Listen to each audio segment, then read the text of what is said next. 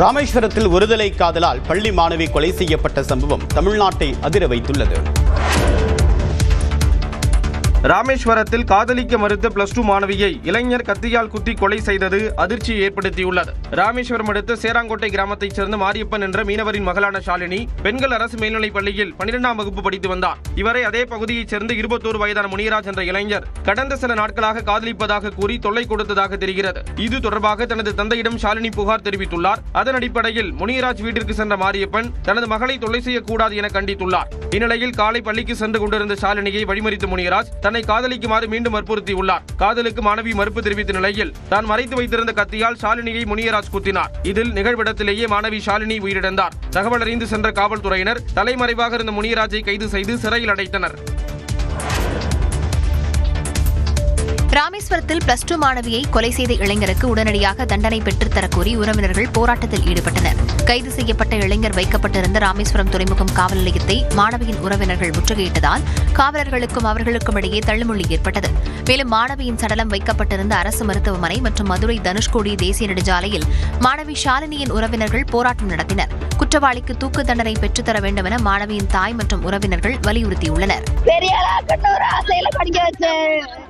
அதுக்குள்ள எப்படி கொண்டுட்டான் அவனை கொள்ளைங்க, அவனை கொண்டா மட்டும்தான் அவசரம் சாந்தியடையே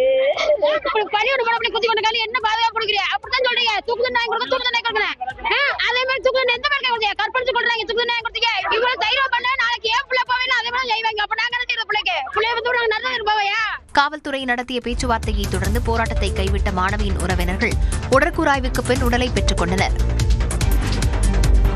ஆம்ஸ்ட்ராங் கொலை வழக்கை சிபிஐ விசாரிக்க இடைக்கால தடை விதித்து உச்சநீதிமன்றம் உத்தரவிட்டுள்ளது. பகுஜன் சமாஜ் கட்சியின் மாநில தலைவராக இருந்த ஆம்ஸ்ட்ராங் கடந்த ஆண்டு ஜூலை மாதம் வெட்டி படுகொலை செய்யப்பட்டார். இது தொடர்பாக ஆம்ஸ்ட்ராங்கின் சகோதரர் தாக்கல் செய்த மனுவை விசாரித்த சென்னை உயர்நீதிமன்றம் இந்த வழக்கை சிபிஐக்கு மாற்றி உத்தரவிட்டது. இதனை எதிர்த்து தமிழ்நாடு அரசு தாக்கல் செய்த மேல்முறையீட்டு மனு உச்சநீதிமன்ற நீதிபதிகள் JK மகேஸ்வரி மற்றும் NV அஞ்சாரியா அமர்வில் விசாரணைக்கு வந்தது. அப்போது ஆம்ஸ்ட்ராங் கொலை வழக்கில் 28 குற்றவாளிகள் கைது செய்யப்பட்டு 2 பேருக்கு ரெட் கார்னர் நோட்டீஸ் பிறப்பிக்கப்பட்டதாக தமிழ்நாடு அரசு தரப்பில் வாதிடப்பட்டது.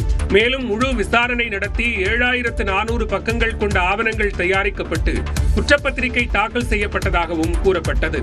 இந்த நிலையில் வழக்கை சிபிஐக்கு மாற்றியது சரியானது அல்ல என்றும் தமிழ்நாடு அரசு தனது வாதத்தை முன்வைத்தது.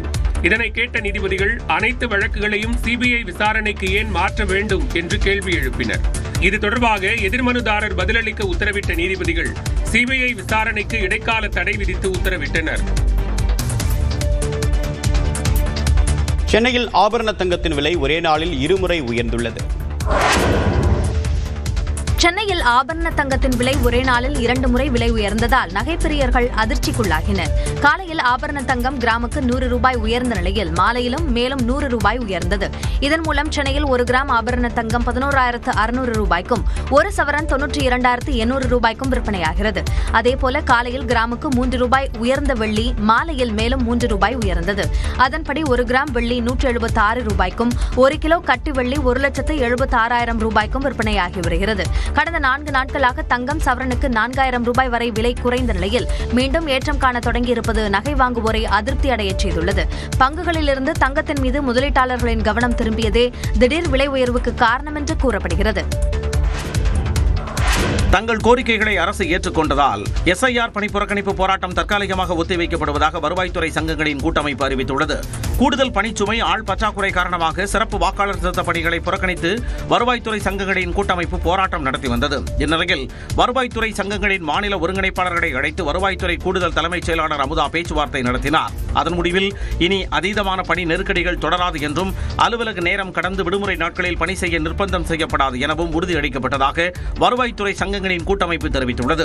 மேலும் வாக்குச்சாவடி நிலை அலுவலர்களுக்கு உதவி செய்ய கூடுதல் பணியாளர்கள் நியமிக்கப்பட்டு பணி அழுத்தங்கள் தணிக்கப்பட்டதாகவும் அவர்கள் குறிப்பிட்டுள்ளனர். களப்பணிக்கான அவகாசத்தை மேலும் 30 நாட்கள் உயர்த்திட இந்திய தேர்தல் ஆணையத்திடம் ஆலோசனை பெற்று உரிய உத்தரவு பிறப்பிக்கப்படும் என அரசு உறுதியளித்திருப்பதாக வருவாய்த்துறை சங்கங்களின் கூட்டமைப்பினர் தெரிவித்துள்ளனர். எனவே SIR புறக்கணிப்பு போராட்டம் தற்காலிகமாக ஒத்திவைக்கப்படுவதாக வருவாய்த்துறை சங்கங்கள் அறிவித்துள்ளன.